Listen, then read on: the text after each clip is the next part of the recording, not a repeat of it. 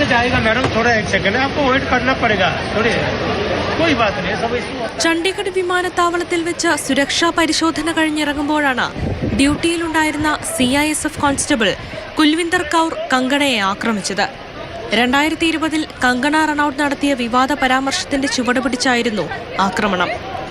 സ്ത്രീകൾ 100 രൂപ വാങ്ങിയാണ് പഞ്ചാബിലെ കർഷക സമരത്തിൽ പങ്കെടുത്തതെന്നായിരുന്നു കങ്കണയുടെ പരാമർശം. ഇത് നിഷേധിച്ച കുൽവിന്ദർ തന്റെ അമ്മയും ആ സമരത്തിന്റെ ഭാഗമായിരുന്നെന്ന് പറഞ്ഞു.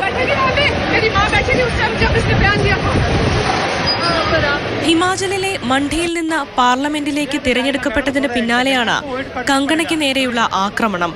പഞ്ചാബിൽ ഉയർന്നുവരുന്ന തീവ്രവാദത്തിൽ ആശങ്കയുണ്ടെന്ന് കങ്കണയുടെ പ്രതികരണം. और I am safe but my concern is कि जो आतंकवाद और उग्रवाद पंजाब में बढ़ रहा है, how do we handle that? വിവാദമായതോടെ പഞ്ചാബ് സ്വദേശിയായ കുൽവിന്ദർ കൗറിനെ CISF സസ്പെൻഡ് ചെയ്തു. ഉദ്യോഗസ്ഥയ്ക്കെതിരെ കേസെടുക്കാനും തീരുമാനമുണ്ട്.